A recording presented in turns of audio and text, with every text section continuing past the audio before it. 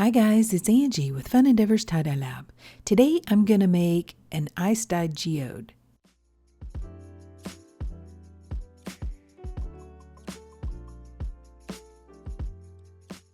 I'm going to put more than one geode on this shirt, so I'm going to start with the shirt turned inside out and laying flat on my table, and I'm going to use a washable marker and make a mark where I'd like to start the very first geode. For this shirt, I'm starting the first geode up on the shoulder portion of the shirt. I'm going to pinch one layer of fabric right in the center of what I want to ultimately be my geode center. Lift the shirt up off the table and give it a little shake. I want it to fall naturally. Then I'm going to slide my hand down to where I want the outer rings of that geode to be, and that's where I'm going to begin tying. I think it just looks more natural when you tie from the outside in, rather than trying to tie from the inside of the geode or the center of the geode to the outer rings. It looks less like a bullseye for me. As I'm tying the geode, I'm using sinew first off because it's wax coated. So where I tie those sinew lines and I pull them really tightly, underneath those lines, I'm going to have a definition line. It's going to remain white or almost white. Then as I'm tying the lines, I'm going to mess up the fabric. I'm going to kind of move it around, cause folds in it, rough it up. I want it to be messy. When it's messy like that, you end up with all these weird little folds and small little areas. It looks really cool, just trust me. And then as I'm tying out toward the center of the geode, I'm going to begin to kind of push that end fabric down into the shirt. Like I said, just the messier you keep your geodes when you're tying them, the better they look. Then for this particular one, I'm going to divide it into a couple of different geode centers by taking my sinew down through the fabric, tying one side of the center, and then going back and tying the other.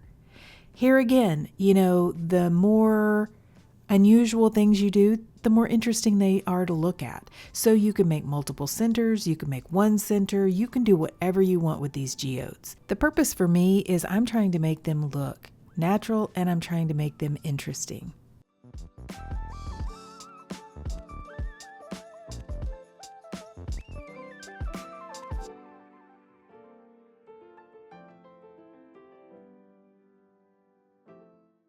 Now that I'm finished with my first geode, I'm going to find another place on the shirt and start another one. And I'm going to continue that until I have as many geodes as I want to on the shirt. And when I'm doing these geodes, I don't necessarily make them all the same size either. I vary the distance between the lines on the geodes to make them look more natural. And then I try to kind of vary the shape of them when I'm putting multiple geodes on a shirt. As far as how many you put on a shirt and the size of your geodes, that's kind of up to you. I personally prefer a shirt with larger geodes on the shirt rather than a shirt with a whole bunch of really tiny geodes. But that's a personal preference thing. I don't like the busyness of a shirt with a bunch of really small geodes, but that is a look that some people love, and I think that's great. So if that's what you're going for, then add as many or as few geodes on a shirt as you want to. For time's sake, I went ahead and sped this part of the video up, but if you'd like to watch it a little bit slower, on YouTube there's a settings icon, and you can click that icon and choose your playback speed. You can speed it up or slow it down, whichever one is more comfortable for you.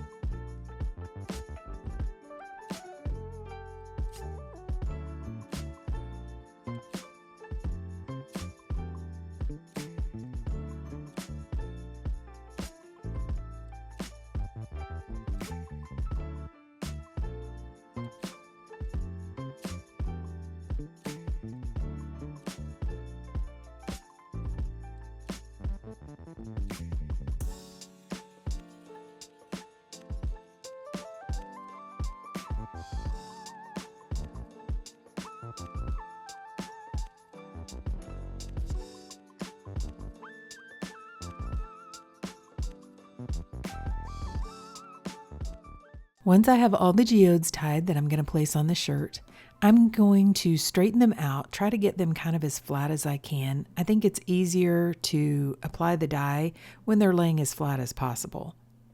Then I'm going to place the shirt aside and allow it to dry out.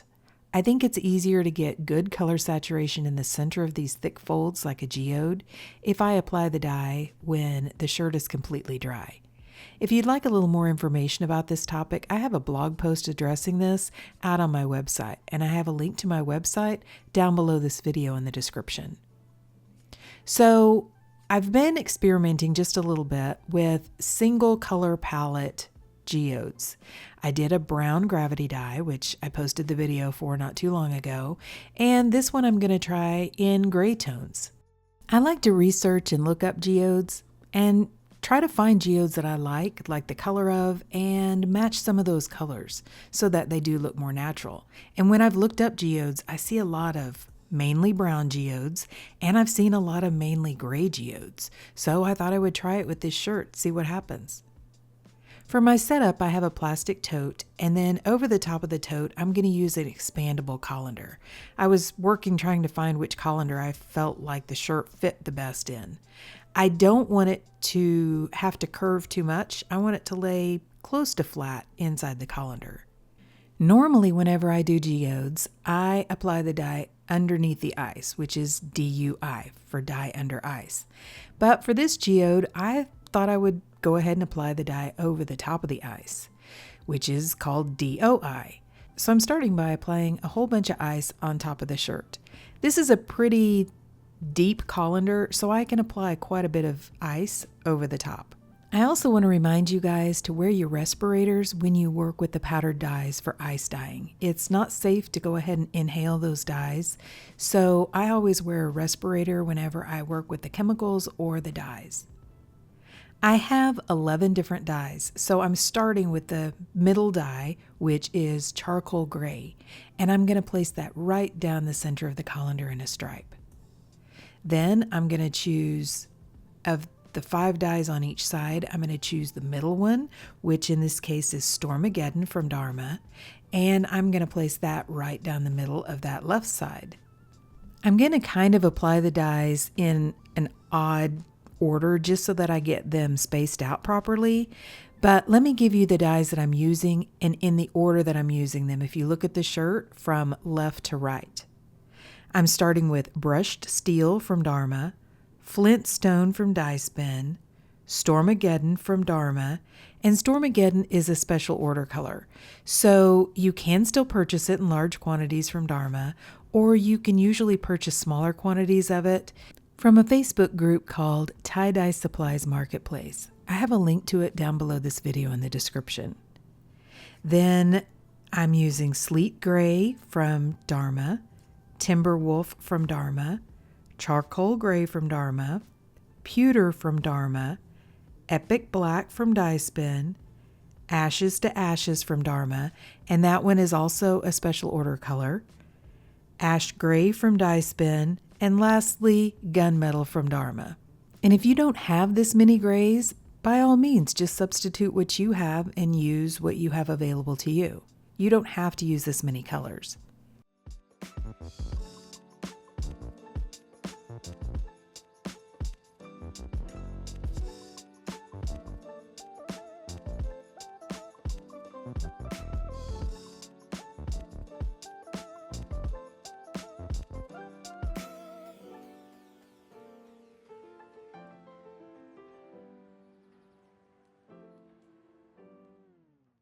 Once I've applied all the dye colors over the top of the ice, I'm going to add an additional sprinkle of dry soda ash over the top, and then I'm just going to leave the shirt alone and allow the ice to melt.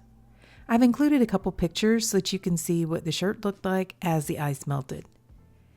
I had this shirt inside where it was pretty cool, so it took a while for the ice to melt. It was a pretty slow melt.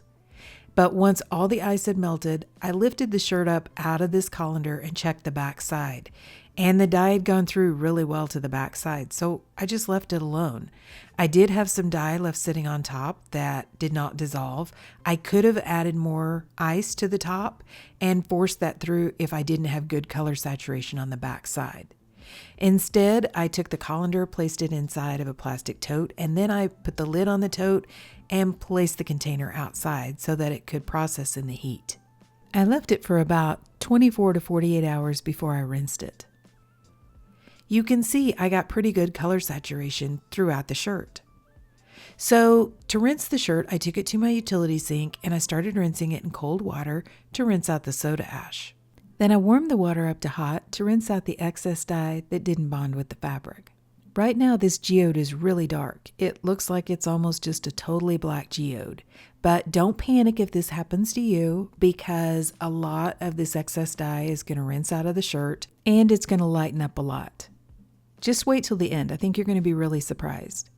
I also untied the shirt, and then instead of just rinsing for a really long time, I decided to soak the shirt. So I ran some really hot water in my utility sink, added some blue Dawn dish soap to the water, placed the shirt inside, and allowed it to soak. When the water cooled off, I changed it out, and I continued that soaking process until my water was remaining almost clear. Then I placed the shirt along with some Dharma's professional textile detergent into my washing machine, and I washed the shirt using a hot water cycle. Okay, so it's been washed, dried, and ironed, and let's see what our geode shirt looks like. Okay, so what do you guys think? I think this one ended up looking really pretty. As you can see, it lightened up a lot. Now, it's not super light, but I also used quite a few really dark gray colors. I do like the color variation in this shirt though. I have kind of pink type grays, I have purple type grays, some hints of green, blue, of course, just, nods at black, various shades of gray in this shirt. I really love the color variation. I probably could have used a few less colors. I didn't need as many grays as I used. Some of the darker colors that I used were like the Epic Black, Timber Wolf.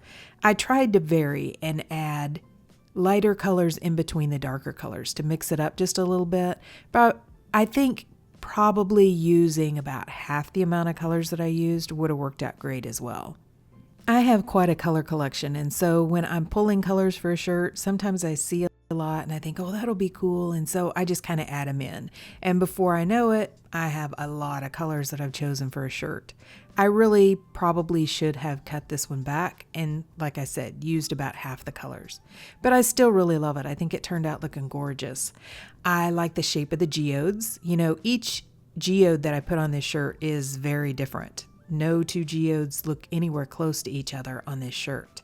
I have the geode that I very first started with. I have about 3 different centers inside that geode. That one is a little bit more of a circular shape at the very edge of the geode.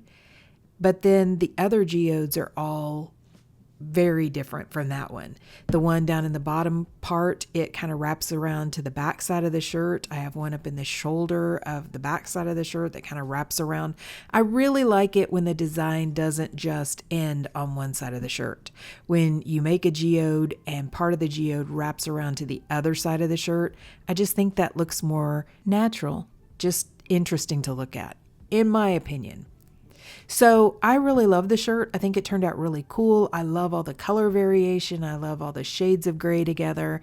And I'm having fun with these monochromatic single color geode shirts.